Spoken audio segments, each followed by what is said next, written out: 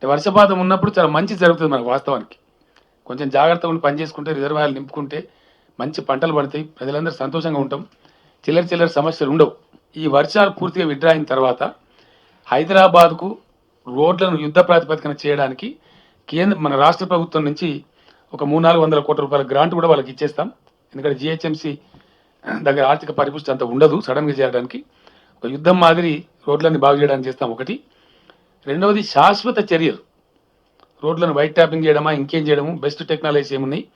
Experts committee ఒకటి నియామకం చేసినారు ఆల్రెడీ మున్సిపల్ మినిస్టర్ గారు. వాళ్ళని స్టడీ చేసి చీఫ్ సెక్రటరీ గారికి రిపోర్ట్ చేయమని చెప్పినాం. ఒకసారి రిపోర్ట్ వస్తే నేను కూడా దాన్ని ఒకసారి చూసి ఒక 300-400 కోట్లు వాళ్ళకి ఇస్తాం ఒకటి. రెండవది విశ్వనగరంగా హైదరాబాద్ మార్చడానికి పర్మనెంట్ సొల్యూషన్ తీయడానికి 15-20 వేల కోట్ల రుణం కూడా జీహెచ్ఎంసీకి గవర్నమెంట్ గ్యారంటీ స్టాండ్ అయ్యి లోన్ కూడా ఇప్పిస్తాం జీహెచ్ఎంసీకి. సో దట్ పర్మనెంట్ మెజర్ తీసుకొని అన్ని రకాలుగా బ్రహ్మాండం చేసేటువంటి అవకాశం ఏర్పడుతుంది. మనకు భగవంతుడు ఇచ్చినటువంటి మూసి బ్రహ్మాండమైన డ్రైన్ ఉంది. కానీ నీళ్లు మూసికి పోయే మధ్యలో ఉండేటువంటి స్టామ్ వాటర్ డ్రైన్స్ ఏవైతుంటాయి అవి చోకైపోయినాయి. ఈ అక్రమ కట్టాలు దాని మీద ఉన్నాయి.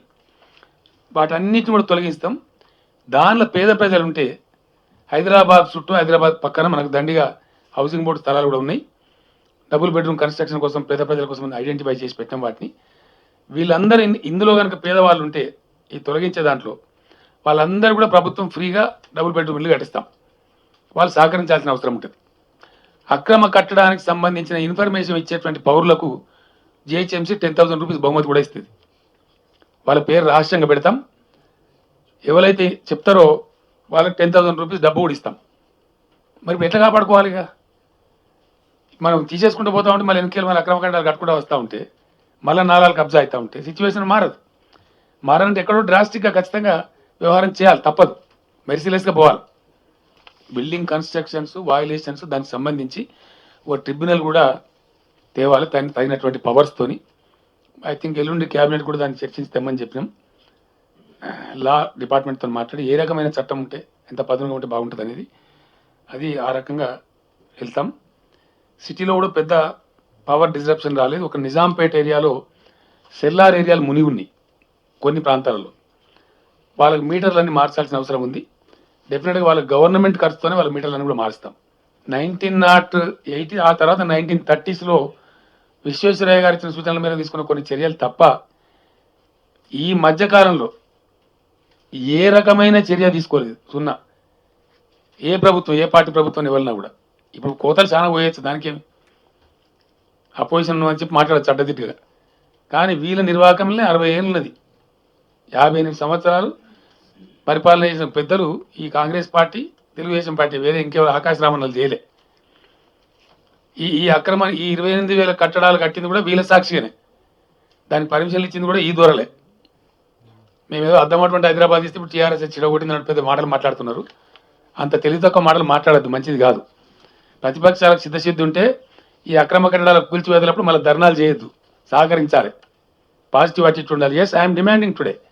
ముఖ్యంగా ఆదేశాలు ఇచ్చింది ఎందుకంటే 4.5 లక్షల క్యూసెక్కులు కొద్దిగా ఇది హైలైట్ చేయాలి దయచేసి. మీరు అప్రమత్తంగా ఉండాల్సిన అవసరం ఉంటుంది. నిజామాబాద్ ఎస్ఆర్ఎస్పీ నుంచి చాలా ఎక్కువ డిశ్చార్జ్ వచ్చే ఆస్కారం ఉంటుంది. మధ్యలో కూడా బాగా వాగులు వంకలు పొంగుతున్నాయి. గోదావరిలో వరదలు పోటెత్తే ఆస్కారం ఉంటుంది రాబోయే 2-3 రోజులలో.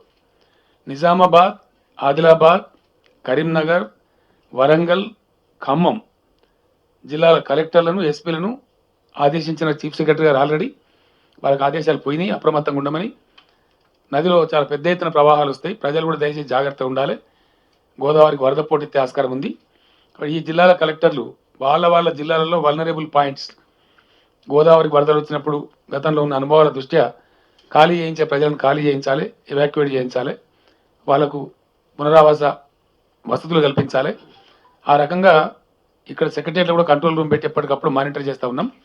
దాన్ని సిఎస్ గారు డైరెక్ట్గా చూస్తారు. ఎక్కడ ఏ రకమైన ఇబ్బంది వచ్చినా ఇమ్మీడియట్ జంప్ చేయడానికి హెలికాప్టర్లు సిద్ధంగా ఉన్నాయి, ఆర్మీ సిద్ధంగా ఉంది, పోలీస్ శాఖ సిద్ధంగా ఉంది, అధికార యంత్రాంగం అంత అప్రమత్తంగా ఉంది. కాబట్టి ఎవ్వరు భయపడాల్సిన అక్కర్లేదు.